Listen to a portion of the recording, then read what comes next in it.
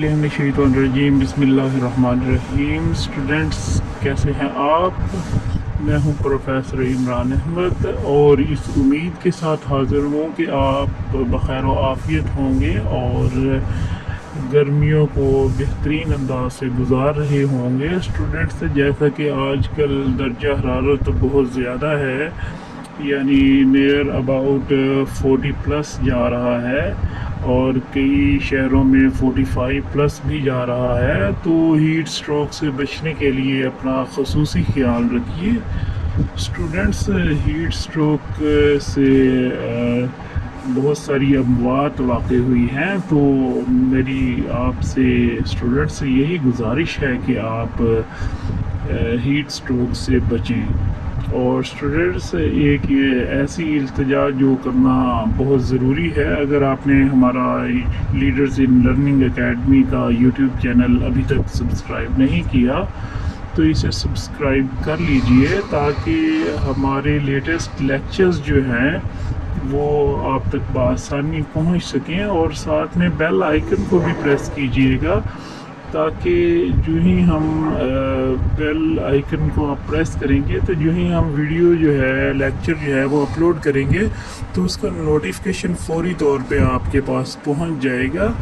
जब नोटिफिकेशन पहुंच जाएगा तो आप अपने मनपसंद लेक्चर्स जो हैं वो बआसानी सुन सकेंगे। और अगर स्टूडेंट्स आपका कोई ऐसी ख्वाहिश हो जो आप लेक्चर सुनना चाह रहे हों तो वो आप हमारे कमेंट सेक्शन के अंदर कह सकते हैं, जो आपको लेक्चर समझ नहीं आया और जो आप ख़ुद समझना चाह रहे हैं, तो हम इंशाल्लाह उसको भी आपके सामने एक्सप्लेन करेंगे। उसकी भी प्रेजेंटेशन होगी। जिस तरह से हम दूसरे लेक्चर्स पढ़ा रहे हैं इसी तरह से आपको वो लेक्चर भी पढ़ाया जाएगा।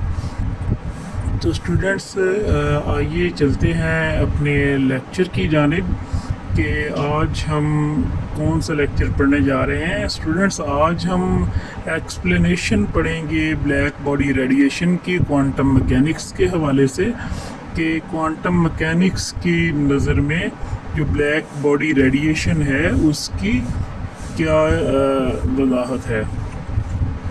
तो आइज़ैक न्यूटन का ये ख्याल था कि जो रोशनी है वो पार्टिकल्स की सूरत में ट्रैवल करती है या पार्टिकल्स पर मुश्तमिल होती है, और उसके पास इसकी माकूल वजह थी। उसने ऐसा सोचा कि जो वेव्स हैं वो इंटरफेरेंस और डाइफ्रैक्शन इफ़ेक्ट की वजह से के असरात को शो करती हैं।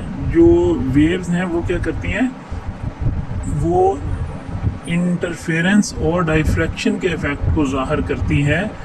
और न्यूटन ने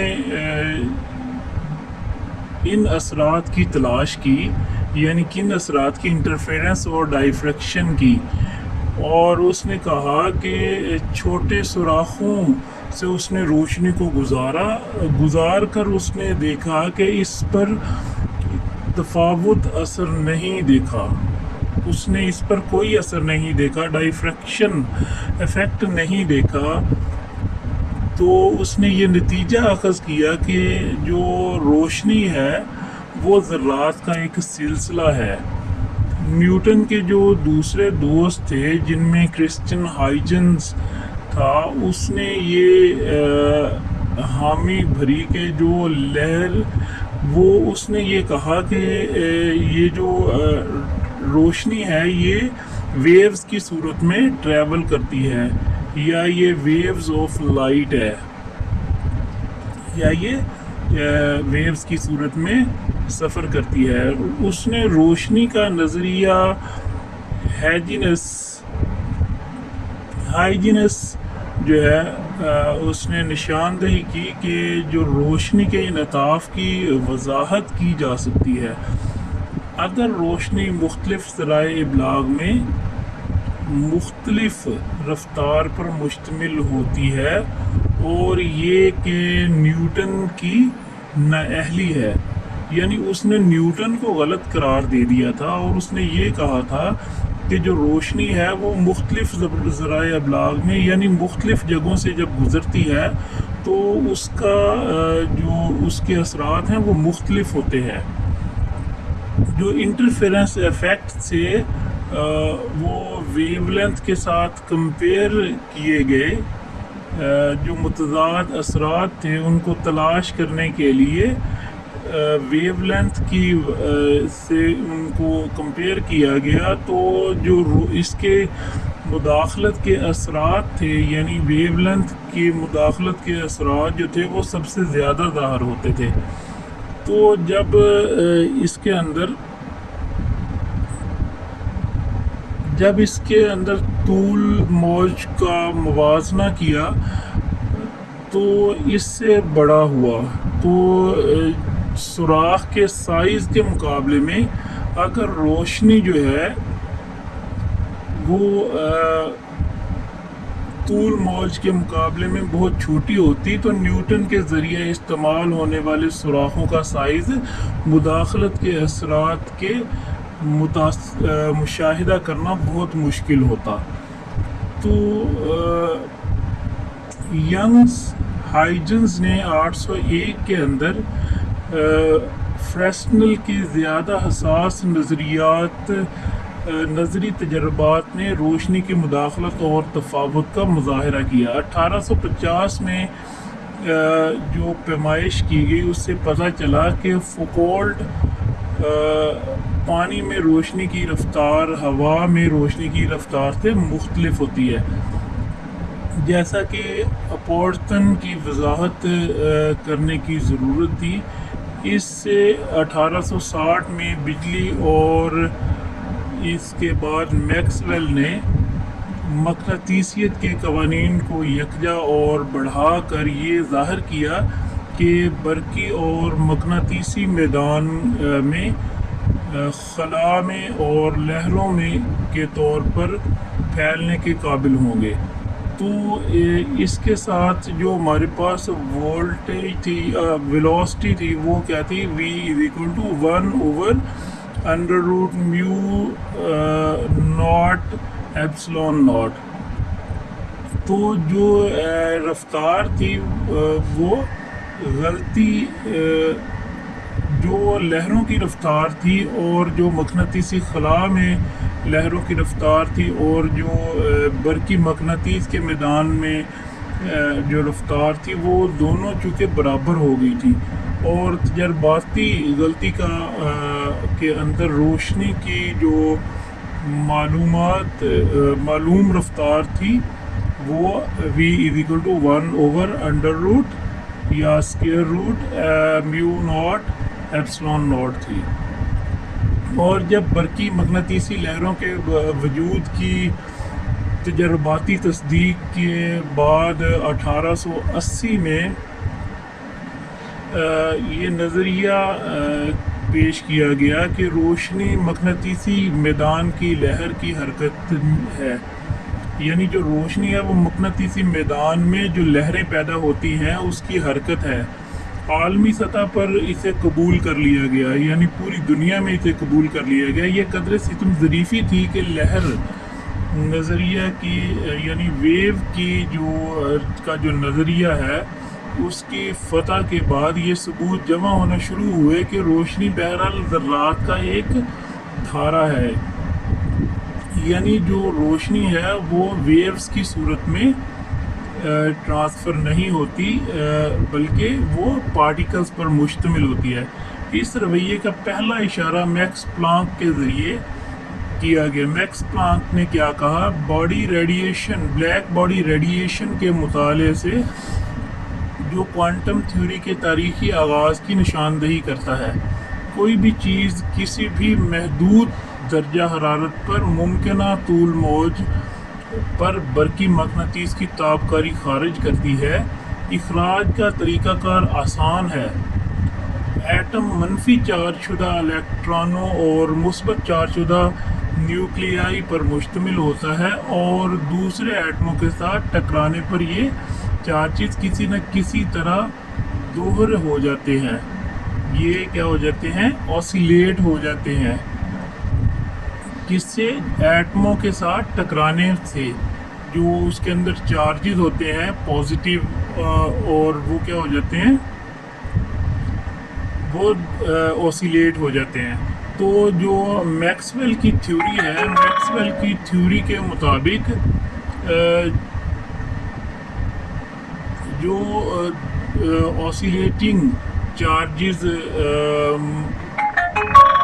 مقناطیسی برقی مقناطیسی تابکاری خارج کرتے ہیں اور جذب بھی کر سکتے ہیں، لہذا یہ کوئی پرابلم نہیں ہے، یہ کوئی معمہ نہیں ہے، یہ کوئی مسئلہ نہیں ہے کہ اگر ہمارے پاس ایک دھاتی خانہ ہے جس کے اطراف کو کچھ مستقل درجہ حرارت T پر رکھا ہے، یعنی کانسٹنٹ ٹمپریچر پر رکھا ہوا ہے، تو جو باکس کے اندرونی حصہ کی برقی مقناطیسی تابکاری سے بھر جائے گا، جو کہ مسلسل خارج ہوتی رہتی ہے اور ان ایٹموں کے ذریعے دوبارہ جذب ہو جاتی ہے، جو کہ اس کے اطراف کو تشکیل دیتے ہیں. تاہم ڈبہ فریکوینسی کے فعل کے طور پر اس تابکاری کی توانائی کی تقسیم میں کچھ راز تھا، جس کے اندر ریڈیشنز کو ڈسٹریبیوشن آف ریڈیشن کو رکھا گیا تھا. وہ ایک راز تھا، یعنی جو اس کو ہم نے ٹمپریچر دیا، ٹمپریچر دینے کے بعد جو باکس تھا اس کے اندرونی حصے میں کیا ہوا، اس کے اندرونی حصے میں الیکٹرو میگنیٹک ریڈیشنز بھر گئیں اور جس کو پھر مسلسل خارج کرواتے رہے، اور ان کے خارج کروانے سے کیا ہوا، ایٹموں کے ذریعے دوبارہ وہ جذب ہوتی رہتی تھی. جو ریڈیشنز، جو الیکٹرو میگنیٹک ریڈیشنز تھی، وہ دوبارہ کیا ہوتی رہتی تھی، وہ دوبارہ جو ہے جذب ہوتی رہتی تھی اور اس طرح سے اس کو تشکیل دیا جاتا تھا. تاہم جو فریکوینسی تھی وہ اس کے یہ جو بار بار فیل ہو رہا تھا اس کو وہ ظاہر کر رہی تھی. اچھا، باکس میں تابکاری توانائی کی کثافت تعدد کی فکسیشن کے طور پر شماریاتی مکینکس کے مساوات کے اصول کا استعمال کرتے ہوئے آسانی سے کام لیا جا سکتا ہے. جیسے ای ریڈیشن جو ہے وہ ہمارے پاس برابر ہوتا ہے number of degree of freedom cross half K T, اور یہ ہمارے پاس ایکول ہوتا ہے 2. نمبر کتنے ہیں؟ 2، اور number of standing waves 2 cross number of standing waves cross half K T.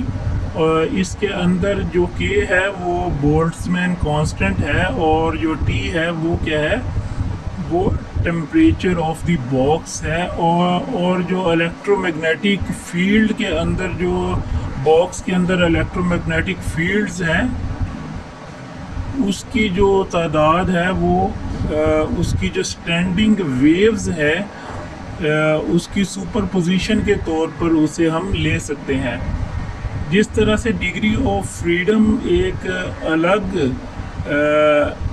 Standing view ہے، اس کے جو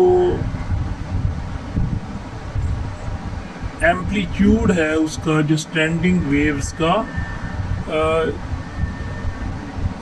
اس کے دو جو ہیں وہ فیکٹرز ہیں. 2 فیکٹرز اس حقیقت میں آتے ہیں کہ جو اسٹینڈنگ ویو ہے وہ اس کے 2 ممکنہ، یعنی اس کی 2 پولرائزیشن میں سے ایک ہو سکتی ہے. جیسا کہ بعد میں ہم لیکچر میں، جو ہمارا اگلا لیکچر ہوگا اس میں ہم، یا اسی لیکچر کے اندر ہم دیکھیں گے کہ جو ہمارے پاس اس کا ٹائم انٹرول ہے وہ ہمارے پاس F F plus del F ہے. اور اس کا جو والیوم ہے اس کو ہم وی سے شو کرتے ہیں، اور وی جو ہے یہ ہمارے پاس فریکوینسی کی تعداد جو موجود ہو سکتی ہے اس کے اندر، اس کو ظاہر کرتا ہے، جیسا کہ n into F del F is equal to V 4 pi over